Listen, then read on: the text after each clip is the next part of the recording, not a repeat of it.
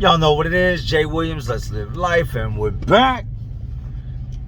You would think that by the time you got to prison, you would know better than do a lot of the stuff you do. Everybody starts out in jail. Everybody has to go to court. Everybody goes to their trial. Everybody in prison gets found guilty and sentenced to a set amount of time in prison, depending on the severity of your current charge and your history of charges. Today we'll get into some of the dumbest dudes, man, and the things they did upon getting to prison. These newbies, the new guys, and the things that they did that you would think, man, you just knew better than do that. Why did you do that? Me, I would sit back and see some of these situations unfold, and I couldn't do nothing but shake my head like, how did he think that was going to end? There are truly some stupid people in this world. There are people that do things that I'll never be able to wrap my head around. I'll never understand.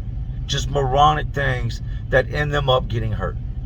Today we're going to get into the beginner's guide to prison, the things you better not do, the things that I've seen guys do.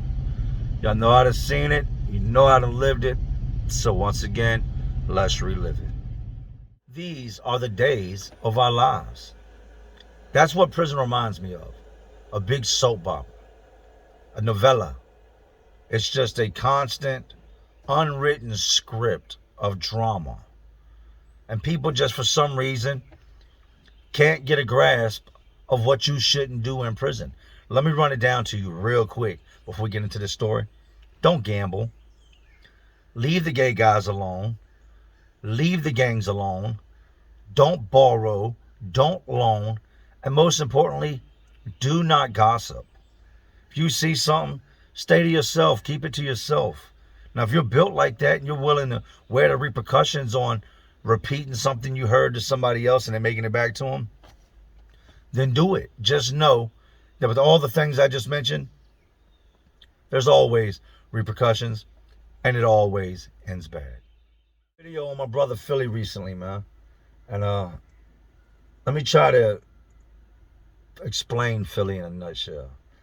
I met him, and I've told you he's not my blood brother. I met him, we were teenagers. I lived in this neighborhood in Richmond called Amp Hill. Next to our neighborhood was this apartment complex called Heritage Court. Philly's mom doesn't live far, from Heritage Court.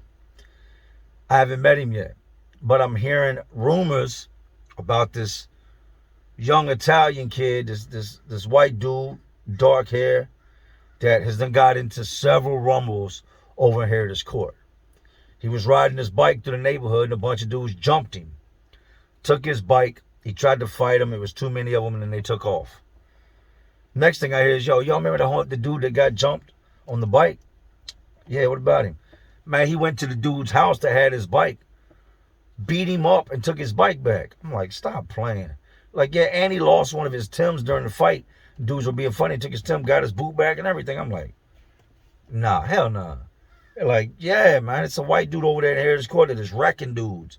Like, running through these dudes. Like, every one of them that had something to do with him getting jumped, he's tracking these dudes down, catching them one by one, and beating their asses. Like fist to fist, like, smashing these dudes. And I'm like, I'm starting to hear who the dudes is. And I'm like, nah, y'all tripping, man. Ain't no way.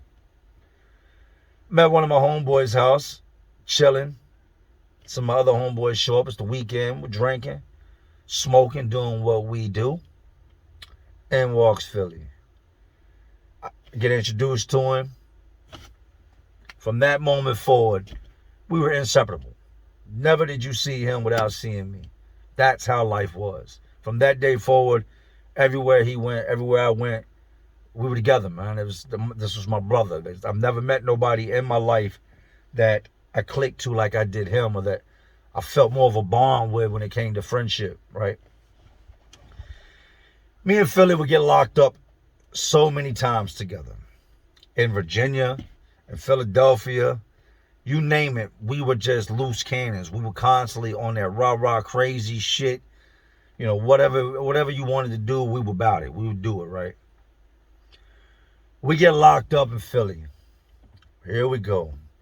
Good old CFCF. This is on, way back in the day. I believe I had a violation I was in for. And when we got pulled, he had brass knuckles on him and a bunch of Xanax and like a dime bag, like a bunch of bars and blue Xanax. And he had some brass knuckles in his jacket. So he gets hit on the concealed weapon charge and he gets hit on the pills. I get hit on the violation. We get sent to jail. We go through the whole booking process and they take us to the intake pod. They put us in the same intake pod and we convinced the guards that we're brothers. They put us in the same cell together, right? Bad idea. We talked about this recently. Like, I'm glad we never really bidded on in the same prisons together or did our time together, because we probably wouldn't have came home, because we were just, at that point in time, we were like oil and water, man. We did not mix. Like, you put the two of us together and shit was just going to be bad all day, every day. I would joke around sometimes and play. You know, this is my brother, man. I would just play little stupid games on him. You know, we'd be in a cell at night. I'd be trying to catch the mice as they were running around in the cell. I'd be standing on the toilet. The mice would come in. I would block the door so they couldn't get out. Just little shit. He'd wake up laughing at me, right? I caused, by far, one of the dumbest fights that I'd ever seen. And a whole bunch of chaos ensued afterwards. So at CFCF, you got to go up to the front and eat. That's where the tables are. When you first come in the pod, there's a bunch of tables sitting there. And there's a window that rolls up, and they push the trays out, and you go sit at the tables, right? Well, they used to put these donuts on the trays in the morning. Every tray got a donut. Every tray got the same amount of food. So we're sitting at the table, and he gets up and goes to get something more to drink. I can't remember what he was getting to drink, but he goes to get something to drink. And the dude across from me, somebody had just walked up and gave the dude a donut. I guess they owed it to him. Older dude, right? So the man's sitting there with 2 donuts on his tray, and the guy gave him the donut while Philly's over there getting something else to drink, right? I'm sitting there with my napkin, and I'm like, So I take my napkin, I reach over Philly's tray, and I grab his donut, and I put it underneath the table, just trying to be funny, right? Just not thinking what's going to happen is about to happen, right? He comes and sits down, sits his cup down, and we're talking, and he looks at his tray, and I see it in his face. He's like, I don't know that. He looks at all our trays. He looks at old boy sitting to the left of him that's got 2 donuts on his tray. And I was expecting to maybe get a little hype. I was going to laugh and be like, man, I got your donut, man. I'm just playing. Dude ain't take your donut. He don't say a word. He looks at me, looks at dude, looks at his tray. Boom! Punches the dude in the face. Knocks the dude backwards off the chair, and the dude hits the floor. Reaches over, takes both his donuts, puts them on his tray. I'm sitting there with his donut at the table now like, oh, no. Oh, man. The guard stands up from behind the desk, looks over, is like, everything all right? Everything all right? Dude is groggy. Philly hits hard. I've seen him hit people and literally crush their face, crush bones, hit them and bust their eyes to where all their eyeball is just white now. Dude is a hard hitter. You know, there's some people that know how to throw a punch, and then there are some people that know how to throw a punch. Philly's one of those dudes that if he can connect with you, he's breaking something. Every time he hits you, he's going to break something. Whether it be bone, teeth, whatever. Wherever he connects, he's going to break something in your face. I'm looking, and dude is on the ground just swaying around in circles like, "Argh." The guard has stood up. It's come to her attention that this is going on. He's nonchalantly sitting there now. He took a big-ass bite out of both of the donuts and sat them on his tray, right? I'm like, oh, man, right?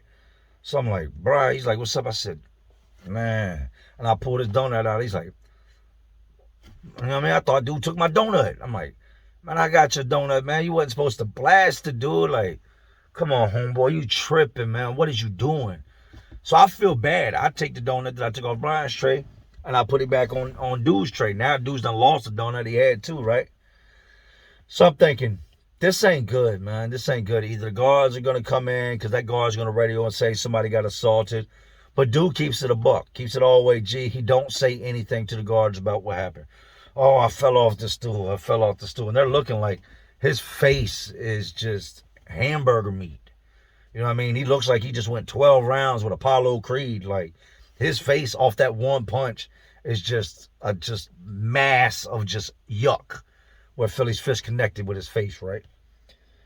I said, oh man, they come in, dudes like, no, I got dizzy, I hit my face when I fell. No, didn't nothing happen, right?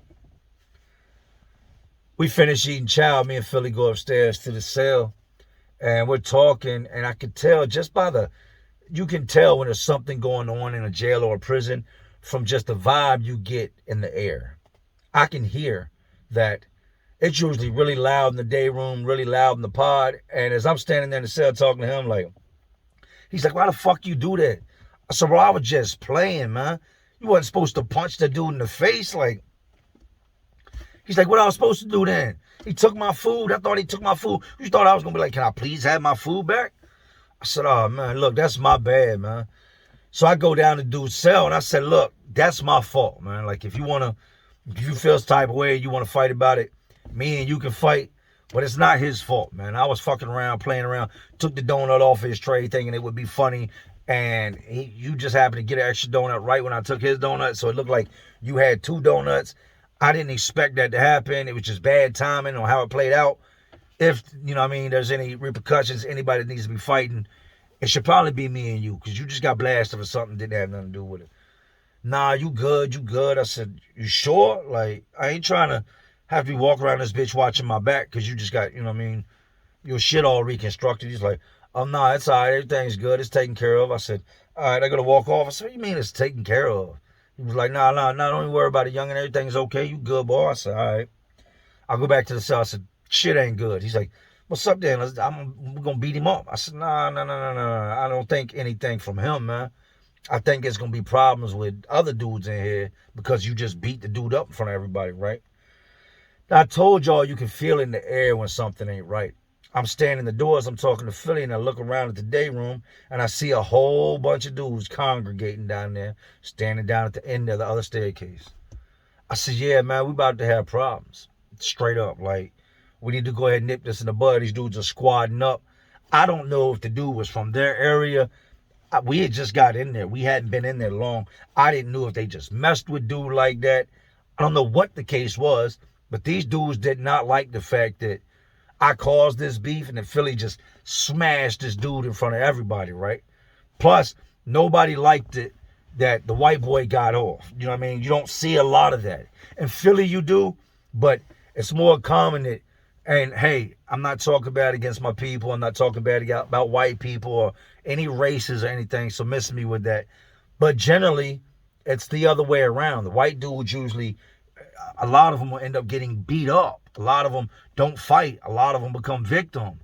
There's only a couple of us, like we're just a small group of us that are actually rumble and come out on top, right? Brian sees the dudes down there standing at the pod talking, congregating. He was like, fuck that shit, lace up. I said, what's up? He was like, we're going to nip this shit in the bud. We're going to see what's up. I said, fuck, he's got a hot head. I have a temper. My temper ain't shit compared to his temper. His temper is he wants to rumble and he don't care if it's 10 people, one after another, he will go. He's long-winded. He's trained in fighting. Like, he's going to go. I said, all right, fuck it, man. I guess we're going to bang out. So we both lace our shoes up real tight. We go down there and they're standing at the staircase. And I'm thinking we're going to walk up like, yo, what's up, man? Where y'all congregating? Like, we got a problem or something? Nah, ain't how it goes down. As we're walking, he takes off, runs up in the middle of them, stands there like, what's up? What's up? Who wants it? Which one of y'all want it? I hear y'all over here talking. Y'all talking shit. Y'all plotting. Come on, let's slide in the cell. Come on, let's slide in the cell. And there's a cell all the way at the end where dudes will go to fight. Dudes are looking at him like, yo, this young dude's crazy, man. Like, he's snapping. He's out of his mind. Like, he's telling, these are dudes. These ain't no bum-ass dudes. These are street dudes of all different caliber and sizes. Dudes that fight, right? But I guess in the back of their mind, they're thinking, man, we just seen what one punch did to dude's face. They was thinking about mobbing up on us and you know what I mean, running down on us. So by now, I done slid up behind the dudes and he's got his face to him and they're paying attention to him. And I'm standing behind him and I'm just looking like, the moment you spark, I'm going to start sparking. Didn't happen. Dudes told him, nah, that's dead, man. You good. I stepped around in front of him. I said, we good? And yeah, y'all good, man. He said, look, man, just no disrespect, man, but chill with the playing, man. That's how people get hurt. Philly said, what it is. I mean, he still doesn't want to listen. Y'all ain't going to tell me what I'm going to do. I do what I want to do in this bitch. Talking about some chill with the playing. You ain't going to tell me what to do. We do what the fuck we want to do. And if y'all don't like it, do something. Dude's like, look, man, y'all good, man. He didn't understand it. I'm a little more level-headed. I understood what just happened. Dude seen the possibility of what was about to happen. They knew we were all about to get to fighting. They knew people were going to get hurt. We could possibly get hurt. Some of them are definitely going to get hurt. We walked off at the time being young boys thinking like, yeah, you know what I mean? We just ran up on these dudes and punked these dudes in front of everybody and ain't nothing going to happen. When in reality, later years, years down the road and becoming a convict and doing all that time, I realized what really happened that day. What really happened today is some dudes let us live. Them dudes had the numbers that no matter how hard we hit or how good we could fight, when it was all said and done, we would have lost miserably. A couple of them would have lost, but they knew the end game would be we're all going to the hole. Can't fix dude's face. And rather than just go ahead and wipe us out right then and there, they said, nah, y'all got it, go ahead. We went ahead and, rolled out. Brian ended up going home not long after that. I got shipped next door to the House of Corrections. That's why I tell you don't play around, man. Playing around can go south real fast. I was 100% dead set on, man, we're going to have to fight all these dudes, and that's just what it is. You know what I mean? Like, if you fight one, I'll fight one. We go in the cell 2-on-2, and then send another 2 in until the situation's dead. I shouldn't have been playing. It died down. But anybody watching from Philly that was in there when that happened, if you was a part of that, hey, man, salute to y'all. Y'all was older than us. I guess y'all was way wiser than us. And y'all definitely gave us a pass that day, even though we walked around thinking that we was running shit. Facts. I've told y'all about playing. From the last story, I don't play around. Jail, the penitentiary, it's not no playground. You don't run around in there playing with people thinking shit sweet all day. It's a good way to get yourself hurt. 2011 rolls around. Been down now almost 7 years. 3 years till I go home. Thank you, God, it's coming to an end. We get a young black dude in the pod. Don't remember this dude's name. What I do remember is, you ever seen somebody walk in a room that just didn't fit? That no matter what crowd of dudes they hung out with, they didn't fit? This was that guy. Now, I'd seen him get beat up in the past, and I'll give you the backdrop on the first time I seen him get beat up. He'd been in prison maybe 2-3 months, man, and he was one of those dudes that, like I said, he didn't fit in with the black guys, he didn't fit in with the white guys, so he'd pretty much kick it or hang out with anybody that would deal with him. The blood dude shunned him, like tell him, man, stay over there, man, stop coming over here playing. We're not with that playing.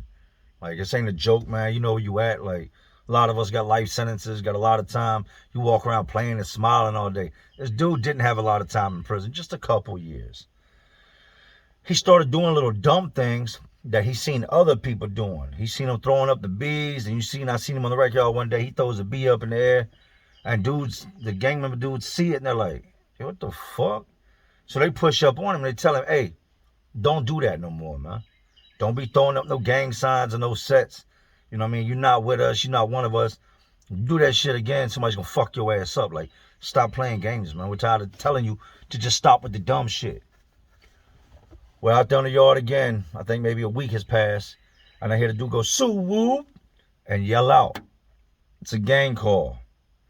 I knew when he did it, because when he did it, immediately, all the bloods that were out there that were walking around looked to see where it was coming from and who just Sue-wooed, and they look over and they see dude and they look at him. He's like, Sue-woo, does it again, throws the bee up.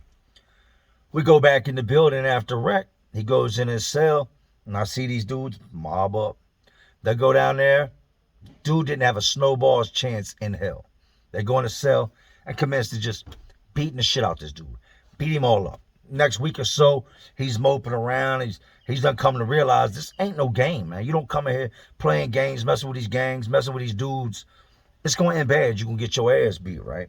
A couple weeks goes by. He's right back to his same immature playing around shit. Well, he's got a cellmate. His cellmate is a lifer. His cellmate don't bother a lot of people. He doesn't talk to a lot of people. The man is a killer. He is the reason correctional officers exist. Somebody told me last week, I know you don't like COs. I don't have a problem with correctional officers. I have a problem with the bad ones. I understand there are some really messed up people in this world that have to be locked up, and somebody's got to watch them. Somebody's got to make sure these crazy son bitches don't climb over the fence or get free and break in the house and kill your grandmother in the middle of the night. So they serve a purpose. It's the bad ones I don't like. This old timer, he didn't bother nobody. And it's very similar to the first story. He's sitting out there and he's got this little radio and a set of headphones that he puts in his ears, and he just sits out in the pod all day watching TV. This is what the old dude does. His cellmate has been down a very long time. This man has been locked up a long time. He does not like being in that cell. The moment that cell door comes open, he comes out, sits in the day room, or goes outside to rec and walks laps. Got a life sentence. He's not trying to spend it in that cell. Same routine every day. He's sitting on the bench, and at the time, I didn't see none of this. I didn't know none of this happened. I come back in from work and hear the whole thing. I'm like, when I come in, they say, hey, somebody stole the old head's radio and headphones off the bench. I said, what? They said, yeah, he's in here snapping, man. Like, he is legitly ready to kill somebody here. And you're talking a $20 radio, if that. That his man it's clear. He's had it for many years. Somebody stole from him. It ain't about the price. It ain't about the radio. It's about the principles. There's principles to this shit, Smokey. Principalities. You know what I mean? Like, the dude is snapping. He comes out a little bit later that day and says, look, to the motherfucker that stole my shit, when I find out who you are, I find out you got my radio, I'm gonna kill your ass straight the fuck up. I don't bother nobody. I don't touch nothing. Y'all wanna fuck with me? That's what it is. When I find out, your ass is as good as dead. And another dude comes down and says, look, man, what if I could find out who got your radio and just bring it back to you? You know what I mean? Would that be cool? He's like, no, I need to know who the fuck thought it would be okay to take my shit and show everybody else you're not just gonna take my shit in here. The young dude he's got in the cell with him, the dude that likes to play a lot, seen his cellmate get up, go to the cell to use the bathroom, walked over there and picked his radio up, playing games again, thinking that he would be able to go give it back to him. Well, by now, dude ain't trying to hear none of that. Dude told him, I don't play with none of y'all like that. I don't play these games. Like, I want my shit. And either way, somebody's going to get hurt behind us. So now the dude's got the radio and he's scared to death. He can't tell us something, hey, man, I was just playing and took your radio. Because the dude's already told him, stop playing, man. He knows that at the moment the old man finds out that he took the radio, the old man is seriously going to hurt him, stab him, break him up, try to kill him in his cell, right? Nobody's looking. He walks over to the trash can nonchalantly, eating a bag of these chips called whole shebangs. It's a type of potato chip. He walks over to the trash can. He's got the radio inside the chip bag and drops it inside the trash can, right? Throughout the day, that night, people are throwing stuff in the trash, and the trash man goes to take the trash, and when he takes the trash, he finds the radio inside the trash can, inside the chip bag, right? Takes it over to the old head, says, look, man, don't, you know what I mean, come at me crazy. I ain't take your shit. I just found this in the trash can. This is yours, right? And the old head's like, yeah, that's mine, that's mine. He don't do nothing to do it. The dude found it. He let him live, right? Maybe 11:30, 12 o'clock that night, we hear all this commotion. And it's a one-sided commotion. You can hear the sounds of the and you can hear the grunting, you can hear the screaming. The old man is over there, and he is fucking this young boy up. He's beating his ass. The boy better be glad that he didn't have a knife in that cell. He didn't have a weapon. The old man has then drug him off the bunk and has commenced to just trying to beat him half to death. Be like the equivalent of a grown man beating on a child. That's how pitiful this whole situation was. I'm guessing, we don't know because we didn't get to talk to neither one of them. The dude said, hey, I was the one that took the radio. I was just playing. And the old man wasn't trying to hear that. The old man understood the severity of him standing out there and calling everybody out. He understood that because this dude took his radio playing, that it could have possibly caused him to kill somebody else. Possibly caused somebody else to be like, you know what I mean, who the fuck you talking to, old man? Think you running shit in here? Like, he put this old man in a position to where the old man had to react. He's got to be in here the rest of his life. So his way is showing everybody else in that pod that he wasn't to be fucked with was by hurting that young boy real bad. He had just got beat up by the Bloods a couple weeks prior, had just healed up from that. That morning they come through to do count, both of them stand up, and a lot of times you get to fighting or something, when they come through to do count, you turn your back to them so they can't see the marks on your face. When they come through to do count, the young boy's just standing there looking at him. Face all beat up, shirt still ripped with blood on it from where the old man beat him up. They come right back after count, lock the old man up, and take the young dude up out of there that like to play too much. Who on here has ever got to fighting behind a clear AM FM radio that wasn't locked up? These are situations and things that you only deal with when you're locked up. And I'm not going to lie. I'm not going to bullshit. I did not feel bad for the dude when I heard him getting beat up. And that was for one reason and one reason only. You have to learn.